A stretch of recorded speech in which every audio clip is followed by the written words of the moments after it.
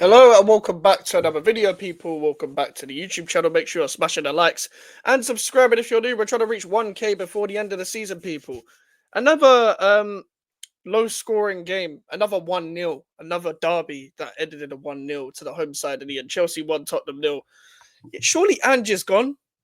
Surely Ange is gone because I want to get straight into this. Usually I talk about a game somewhat chronologically when it comes to what happened in the game, etc. But as soon as I went on Twitter, I saw something about Ange cupped his ears.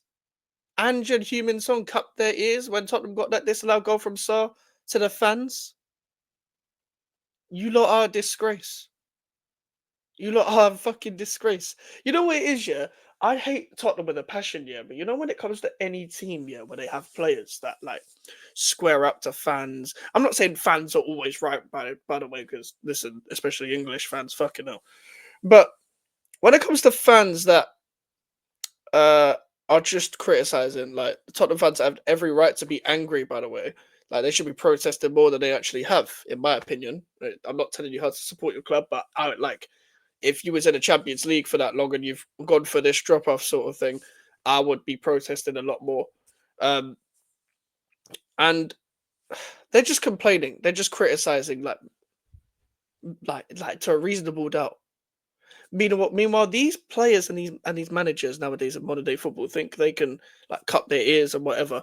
I think it's because they booed the sub of Bergvall coming off and Sarr coming on. I'm pretty sure singing "You Don't Know What You're Doing," and then Sarr scored. I'm pretty sure that's what happened.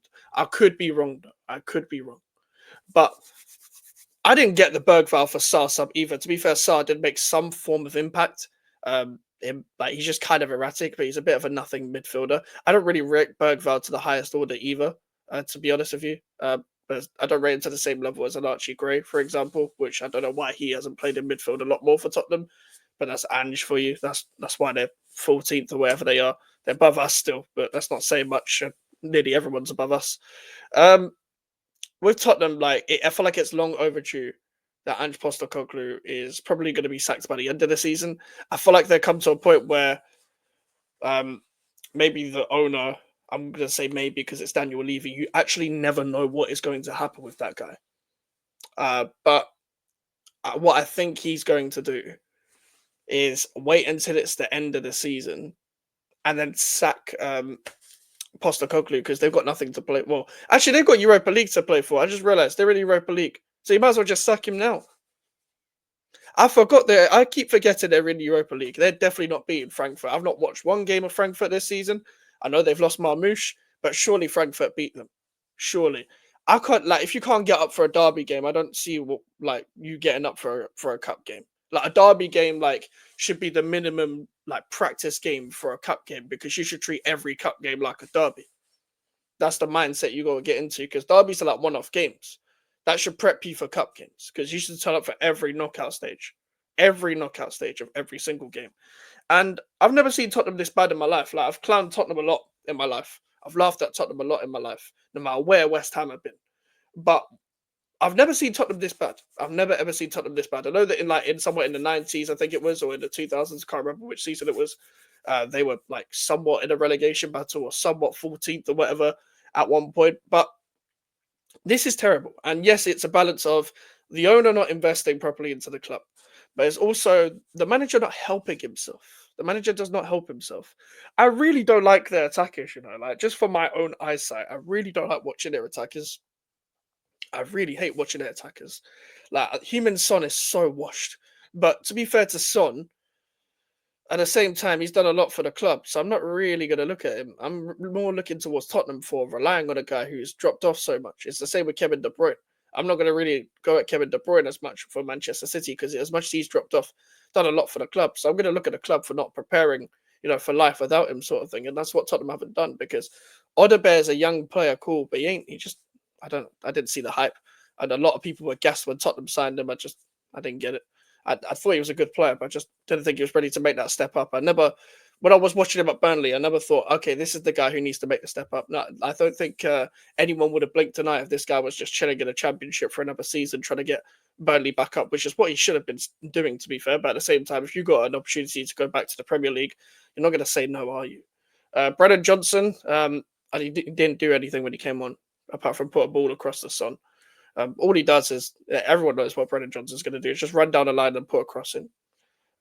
That's what he does. And listen, that was a good save from Sanchez, but the goal that actually got disallowed, that's kind of typical Robert Sanchez. The guy is by far, well, not by far the worst keeper because Muric is still in the league, but it's between the two, Sanchez or Muric.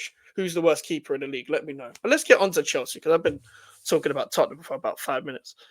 But yeah, Chelsea were by far the better team. They just don't really score many goals, do they?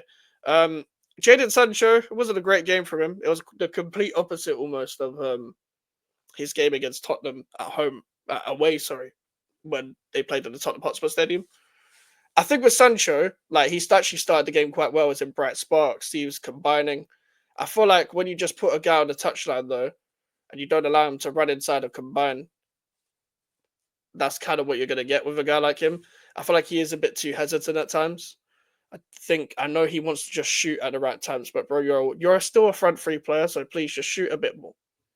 Shoot a bit more. I do like Jadon Sancho a lot, but I also do think he's a bit of an easy target for people just because of the hype that was around him when he signed for Manchester United of what he was meant to be.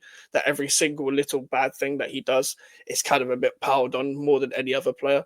Like we don't talk about that because it's only with Harry Maguire and players like that where it's like, oh, they're abusing him and all that. But when it's Jadon Sancho, it's like, no, it's fine. You can say what you want about Jadon Sancho, like that double standards.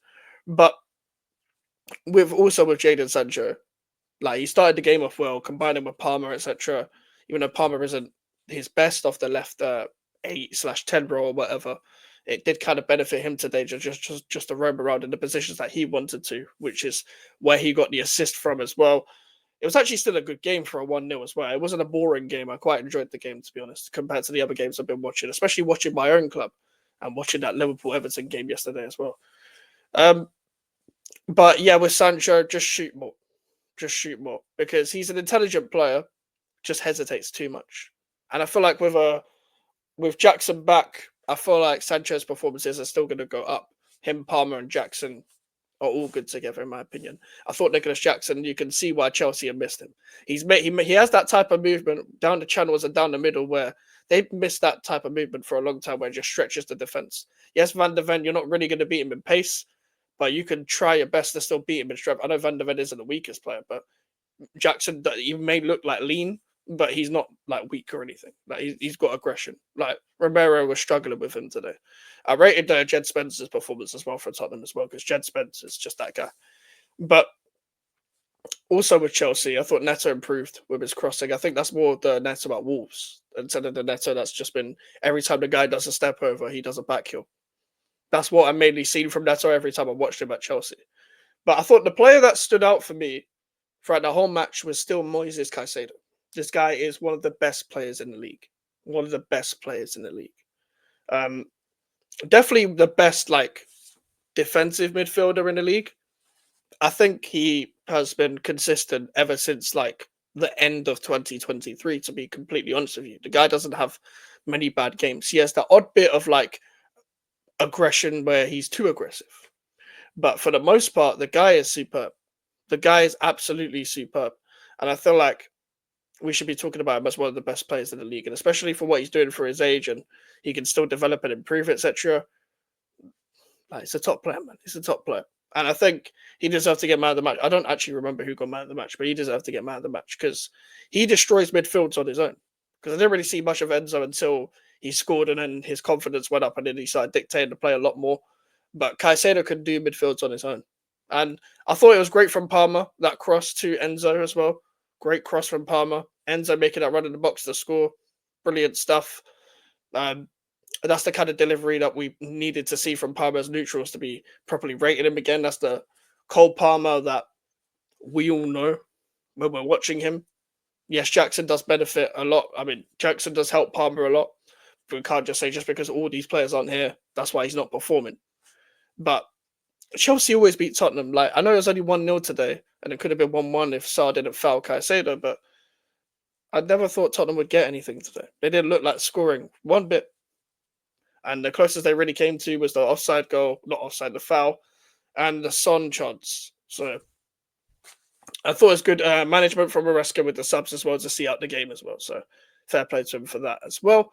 And yeah, good game, good game. I'm gonna have a stream tomorrow, people. We're gonna have a couple videos uh, as well tomorrow, and yeah, we're gonna have a stream of Prime at 10. Do the tier list again. Make sure to like the video. Make sure to subscribe. We're on the road to 1K. I'll see you guys later. Goodbye.